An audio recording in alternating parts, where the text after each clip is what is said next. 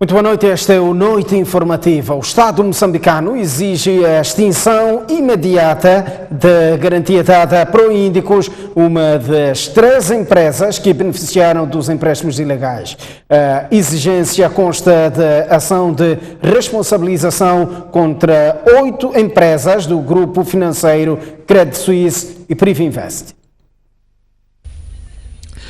Conforme a STV noticiou na quinta-feira, a Procuradoria-Geral da República, em representação do Estado, submeteu no Supremo Tribunal de Justiça de Londres uma ação de responsabilização civil contra 8 entidades estrangeiras envolvidas no complexo processo das dívidas ocultas. A lista inclui 5 empresas que concederam os empréstimos e outras envolvidas no fornecimento de bens e serviços, nomeadamente a Credit Suisse International, Credit Suisse AG, Privinvest Shipbuildings SAL, Abu Dhabi Mark LLC e Privinvest Shipbuilding Investment LLC. Além destas empresas, a ação da PGR, aberta em Londres, visa também os 3 antigos banqueiros da Credit Suisse que terão recebido subornos para facilitar os empréstimos. Na ação de responsabilização civil, a Procuradoria-Geral da República pede a extensão da garantia dada pelo Estado a Proíndicos por ser ilegal, o pagamento de indemnização ao Estado moçambicano pela fraude cometida e o pagamento das dívidas resultantes da garantia dada à MAM. De forma detalhada, o Estado moçambicano pede ao Supremo Tribunal de Justiça de Londres a declaração de que a garantia dada a Proíndicos não constitui uma obrigação válida, legal ou exequível. A rescisão da garantia e a sua entrega à Credit Suisse para o seu cancelamento imediato. Danos de direito comum e compensação equitativa pela fraude, incluindo, em razão do suborno, conspiração por atuar por meios ilícitos, deturpação e engano, incluindo todas as perdas sobre as garantias pela fraude praticada dos arguidos. Indemnização e contribuição dos arguidos em relação a todas as obrigações incorridas como resultado das garantias, incluindo todos os passivos decorrentes da garantia da empresa MAM. Um relato dos lucros, incluindo todas as comissões recebidas pelos arguidos, e um relato e restituição com base em enriquecimento sem causa ou outra forma de todos os subornos pagos, incluindo a liquidação patrimonial, ressarcimento contra todos os arguidos, juros compostos sobre o capital próprio, alternativamente juros legais, em todas as quantias recebidas. A energia elétrica é desde hoje mais cara para os consumidores no país. A Eletricidade de Moçambique justifica o agravamento da tarifa com a necessidade de assegurar um equilíbrio financeiro nas contas da empresa. É a 4ª subida em 5 anos. Os clientes da Eletricidade de Moçambique, EDM, empresa pública, passam a partir desta sexta-feira a pagar mais pelo consumo da energia elétrica.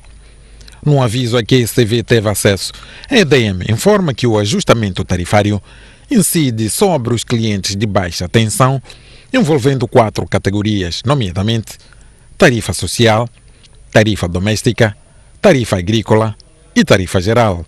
Tal como nos anteriores 3 agravamentos tarifários, a EDM aponta as mesmas justificações: permitir à empresa prosseguir com os investimentos de expansão da rede elétrica, com vista a colmatar o crescimento da demanda e aumentar o acesso da população à energia elétrica, assegurar o equilíbrio financeiro que permita a continuidade do fornecimento de energia com qualidade e segurança.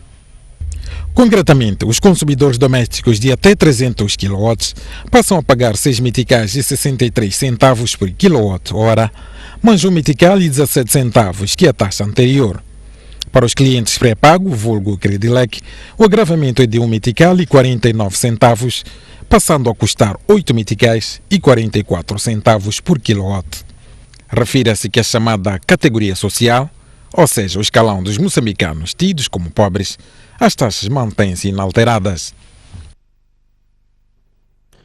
Os operadores turísticos da Zambésia já reclamam as altas taxas de eletricidade e água Queixam-se também das vias de acesso degradadas, que são outras preocupações apresentadas ao Ministro da Cultura e Turismo, Silva Dunduro.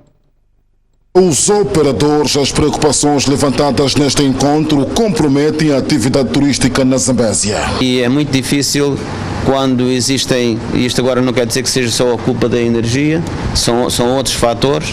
Também temos problemas de muitas vezes de acesso. Água e luz é um dos fatores que às vezes dá vontade da pessoa fechar as portas e ficar em casa, mas também não podemos fazer isso. É um custo que a cada mês sobe de uma forma considerável, é um aumento muito considerável. Um aumento, eu acho, nas voltas de 80% a 100%, sia do valore do produto, energia ou água que sia, sem os relativos melhoramentos. O ministro reconheceu as preocupações levantadas. Constrangimentos, que não seja essa lista toda, é verdade que tudo isso é preocupação, mas aquilo que efetivamente pode impulsionar o turismo de forma rápida e através da associação fazer chegar isso ao governo provincial. Porque é assim que o governo da província, especialmente o governador da província da Zambésia, poderá interagir junto às suas direções, das instituições que estão sob sua tutela, soluções possíveis. Silva Dunduro está em visita de trabalho na província da Zambésia. O governo desembolsou perto de 7 bilhões de meticais em pagamentos da dívida ao setor privado em 2018. O valor corresponde a 24% do total da dívida com os fornecedores. Entre 2009 e 2018, o governo moçambicano acumulou uma dívida de cerca de 29 bilhões de meticais, resultante de bens e serviços fornecidos pelo setor privado ao Estado. O atraso, ou mesmo falta de pagamento dessa fatura, obrigou muitas empresas privadas a encerrar as portas por insolvência financeira, com destaque para as firmas do ramo de construção civil. Diante deste cenário, o Executivo anunciou em outubro último o início de pagamento da dívida ao setor privado. A STV soube de fonte oficial que já foi pago cerca de 6,9 bilhões de meticais, correspondente a 24% da fatura total, uma ação que o primeiro-ministro entende que vai galvanizar a economia. Quando os fornecedores são pagos, há mais dinheiro na economia, há mais dinheiro para os nossos pequenos empresários poderem animar os seus negócios. Nós vamos continuar. É interesse do governo, efetivamente, fazemos com que o programa avance e é bom trecho. Carlos Agostinho do Rosário falava esta quinta-feira à margem da abertura da 9ª sessão ordinária da 8ª legislatura da Assembleia da República. O arcebispo da Beira, Dom Cláudio Dalla Zoana, afirmou nesta sexta-feira que o encontro havido entre o Presidente da República e o líder da Renamo relança a esperança dos moçambicanos no alcance de uma paz efetiva. Todos nós desejamos, de fato, ter uma paz estável, definitiva, e então ver que quem conduz a caminhada sabe sentar, sabe dialogar e sabe consertar também as próprias posições para o bem da sociedade. Este é um elemento muito importante. Para a Igreja Católica na Beira, os encontros entre o Presidente da República e o líder da Renamo, que se acreditam que irão culminar com a assinatura de um acordo de paz, não são suficientes para a construção de uma sociedade democrática.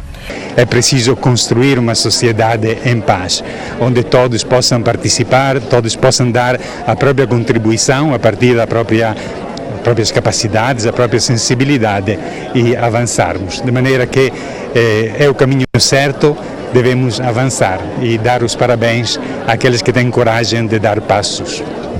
O arcebispo da Beira, que falava à margem da inauguração de 6 salas de aulas da Faculdade de Ciência de Saúde e de abertura do ano letivo da Universidade Católica de Moçambique, é de opinião que sem uma educação não se constrói uma sociedade capaz de contribuir na construção de uma sociedade em paz e robusta economicamente. Já tantas vezes foi dito que a paz não é só o calar das armas. A paz é o viver dentro de uma sociedade interagindo em pé de igualdade, de respeito, de reciprocidade e de ajuda mútua. Então, acho que a educação, acho que uma universidade, o ensino superior tem um papel fundamental na construção de uma sociedade que pode viver em paz. Porque viver em paz quer dizer preocupar-se com o bem-estar da sociedade, com o bem-estar de todos os cidadãos, independentemente do partido ao qual estão afiliados, independentemente da religião ou também da posse econômica que a pessoa tem. Com as salas de aulas inauguradas, a Universidade Católica de Moçambique pretende dar resposta à crescente procura de cuidados de saúde no país e de cursos de ciência de saúde. A Frelimo reúne nos dias 22 a 24 de março a terceira sessão ordinária do Comitê Central. Para além dos aspectos econômicos, sociais e políticos do país, o partido tem em agenda a corrupção como um dos principais pontos de debate. Este é um ano atípico, em que é um ano eleitoral. Vamos nos concentrar muito na nossa organização interna sobre como é que vamos avançar para os processos eleitorais. Já temos um candidato que é o camarada Filipe Jacinto Lúcio, a presidente da República, que está a fazer um brilhante trabalho. Vamos aprofundar sobre como é que vamos nos concentrar na campanha eleitoral, como é que vamos fortificar a nossa união, a nossa coesão e como é que vamos enfrentar os desafios que temos para que as eleições deste ano saiamos com uma vitória retumbante, uma vitória que de fato espelha aquilo que são os anseios da Frelimo como partido. Na sessão vamos debater aquilo que é o relatório da Comissão Política, que vai ser apresentado ao Comitê Central, vai ser debatido também o relatório do Gabinete Central, vai ser debatido o relatório do Comitê de Verificação, vão ser debatidos estes documentos e aquilo que são aprofundar a nossa estratégia no sentido de vencer as eleições. É verdade que dentro desses processos nós iremos fazer um debate mais aberto, mais franco sobre aquilo que é a conjuntura atual que o país vive. Vamos debater seriamente também a questão da corrupção, que para a Frelimo nós conduzimos este processo no sentido de a corrupção ser algo que passe para o passado. É verdade que é algo que temos cada vez mais a lutar e toda a sociedade tem que estar engajada neste sentido. O MDM é da opinião que o déficit orçamental para as eleições gerais agendadas para outubro deste ano é o resultado de uma falta de planificação do governo e uma estratégia para adiar o escrutínio. Um país organizado e competente, as eleições acontecem 5 em 5 anos, não faz sentido que hoje apareça o governo do dia dizer que não há dinheiro para eleições, porque não é um doente grave de surpresa, é um crônico. Então em 5 anos temos eleições, deviam se preparar, mesmo que fosse gota a gota, ano após ano, aguardar o mínimo que podia aguardar para as eleições. Mas o que entendemos não é problema de falta de fundos. Temos a certeza, por falta de organização, o momento para eles é crítico por causa de problemas que eles arranjaram. Como desculpa disso, querem amainar para poderem levar mais tempo e a população esquecer, mas o povo não esquece. O secretário-geral do Movimento Democrático de Moçambique falava à imprensa à margem de uma reunião de quadros do seu partido nesta sexta-feira, que tem o objetivo de preparar as eleições gerais. O Movimento Democrático veio como partido. O fim de um partido é concorrer e governar o país. E para isso temos que concorrer, não há maneira. Questionado sobre se David Simango voltará a concorrer a presidente da República, Domingos José foi cauteloso na sua resposta. Somos tantos candidatos até então e a reunião magna irá decidir quem será. E nós estamos a exortar para que saibam escolher e saibam ver os momentos e como mudar. Em particular aos jovens que têm tudo nas mãos para fazer neste país. 37 mil habitantes de 5 distritos da província de Inhambane poderão beneficiar de água potável graças ao projeto Para a Vida. Foram sentimentos recolhidos pela nossa equipa de reportagem na ronda pelos diversos pontos onde estão a ser instalados os 5 reservatórios escavados e 6 sistemas de abastecimento de água durante a visita do Diretor Nacional de Gestão de Recursos Hídricos, que durante 3 dias inteirou-se do nível de execução das obras. São locais onde a população nunca teve o acesso à água potável. Os moradores da localidade de Jofane, distrito de Govuro, por exemplo, percorrem entre 10 a 15 quilómetros até o rio Save em busca do precioso líquido contra todos os riscos de serem atacados por crocodilos e consideram que a vinda do projeto para a vida é um nascer de novo dia. A água do rio nesta época está muito suja e não temos poço, não temos nada. Caminhamos 10 km para o rio Save. Estamos satisfeitos por ver esse projeto a caminhar, porque termina as obras, não haja paragem. Também as nossas senhoras aqui vão ter água aqui perto. E nós também havemos de ter um pequeno biscato ali. Problema que complica ainda mais aqueles que têm permissão de garantir serviços de qualidade e mais humanizados nos centros de saúde, sobretudo no período do parto. Esse projeto apareceu no momento certo. Passamos mal por falta de água. Para podermos ter água, deslocamos a uns 15 km a Rio Save. Sabemos nós que a água é útil para todo o trabalho, né?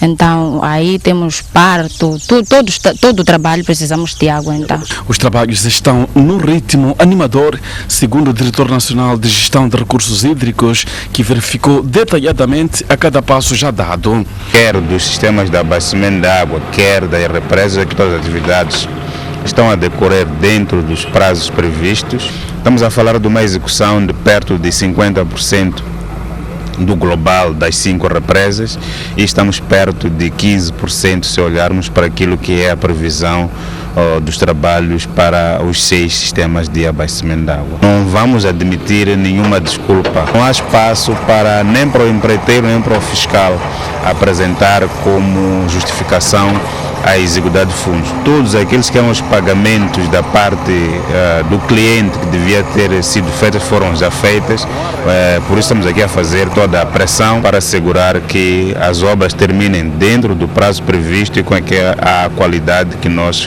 concordamos quando assinamos os contratos. Os reservatórios, com uma capacidade de armazenamento de até 35 mil metros cúbicos, terão a estrutura trapezonal e compreendem 45 por 90 metros de base maior, com uma altura de 6 metros, e a base menor com 16 por 45 metros, e cujo custo global é de cerca de 114 milhões de meticais.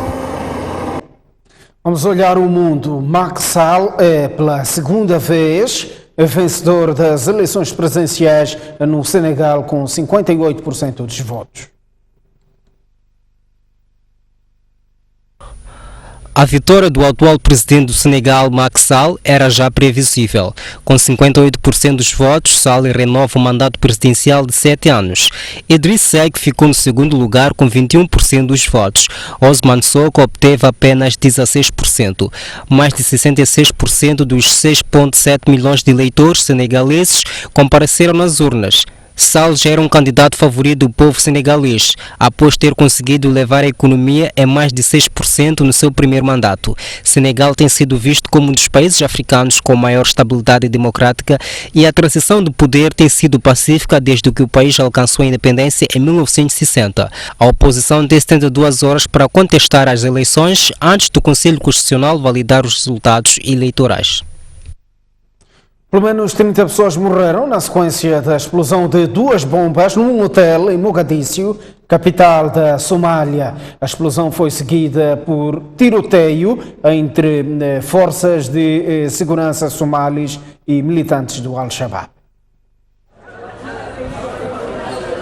Uma noite de terror em Mogadíscio, capital da Somália. 29 pessoas morreram e mais de 80 ficaram feridas após a explosão de 2 bombas num hotel localizado no centro de Mogadíscio.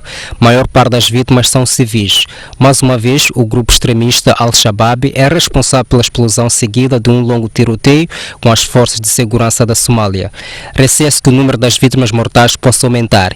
Desde 1991 que Somália está envolvida em conflitos violentos e Al-Shabaab tenta derrubar o governo para erguer um Estado regido rigorosamente pela lei islâmica.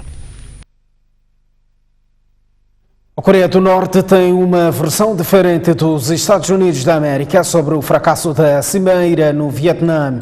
A diplomacia norte-americana diz que Donald Trump negou o levantamento parcial das sanções em troca do desmantelamento total das instalações nucleares numa região da Coreia do Norte. Ao certo, não se sabe quem entre Trump e Kim diz a verdade sobre as razões que ditaram o fracasso da cimeira ocorrida em Hanoi, capital do Vietnã. Após o fim sem sucesso da cimeira, o presidente norte-americano assegurou sozinho à conferência de imprensa, tendo dito que a Coreia do Norte exige o levantamento total das sanções antes da desnuclearização, um pedido não aceito por Trump. Entretanto, pouco mais tarde, a diplomacia norte-coreana convocou a conferência de imprensa para apresentar a sua versão. Segundo a vice-ministra da diplomacia da Coreia do Norte, apesar de Kim Jong-un ter proposto pela primeira vez a destruição total de todas as instalações nucleares em Yongbyon, região norte-coreana, em troca do levantamento parcial das sanções, Trump simplesmente rejeitou a proposta. A vice-ministra norte-coreana diz não compreender como os americanos negociam e, sendo assim, o líder da Coreia do Norte poderá desistir das conversações com os Estados Unidos. Entretanto, Kim Jong-un ainda se mostra aberto para reencontrar-se com Donald Trump. Vamos a esta altura lançar um olhar ao desporto. Sidio Mugadza diz ter sido suspenso pela FIFA por recusar em 2008 suborno de agentes malaios para facilitar a vitória da Malásia adiante de Moçambique por 6-0. Mugadza diz que os referidos agentes ligados a casas de apostas acusaram-no de lhes ter feito perder muito dinheiro. 24 horas após ter sido suspenso pela Federação Internacional de Futebol por alegado caso de corrupção, Sidio Mugadza reagiu ao seu banimento por 15 anos, defendendo que está a ser prejudicado por ter recusado um suborno em 2008 de agentes que organizaram um jogo entre a Malásia e Moçambique. Mugadza conta que na altura, na qualidade de chefe da delegação, foi contactado por alguns malaios ligados a casas de apostas sob proposta de facilitar a derrota de Moçambique diante da Malásia por 6-0, algo que recusou por entender que atos desta natureza ferem os princípios de ética da FIFA. Mugadza refere que ficou prejudicado por ter recebido, tal como outros dois dirigentes da Federação Moçambicana de Futebol, $1.500 referentes a ajudas de custo da viagem e, na altura dos fatos, não ter comunicado à FIFA sobre o recebimento dos referidos valores. A FIFA leva o Sidio como homem de responsabilidade, que era chefe da delegação, tendo notado atividades que são contra aquilo que é o código da ética. E eu devia ter reportado esse caso na altura, o que não fiz. Então a minha culpa com a FIFA é de não ter reportado o caso de alguém nos aproximar, pedir, viciar o resultado do jogo, o que não fiz. Então por essa razão a FIFA decidiu passar essa decisão contra mim. No comunicado em que suspende Sidio Mugadza de todas as atividades esportivas durante 15 anos, a FIFA reconhece as qualidades do moçambicano no processo de desenvolvimento de futebol, de tal forma que a Confederação Africana de Futebol e a COSAFA entraram já com um processo de recorrência desta decisão. Reuniram os recursos para recorrer a essa decisão, porque é uma decisão que prejudica aquilo que sabem da minha prestação ao nível do continente. Tudo já deixei nas mãos da COSAFA e da CAF, que estão a preparar o dossiê de ver para que essa suspensão seja levantada, porque estamos a falar de algo que aconteceu. Imagina, a minha idade de menos de 10 anos era antes de eu me enquadrar bem no futebol, ainda estava a ganhar mais experiência. Se for isso acontecer no dia de hoje, alguém vir a dizer que temos que perder jogos, naturalmente, com aquela experiência que eu já tenho no dia de hoje, é algo que eu tenho que reportar na altura. Sidio Mugadza diz que irá continuar a trabalhar em prol do futebol moçambicano e africano, pois entende que ainda tem muito a dar.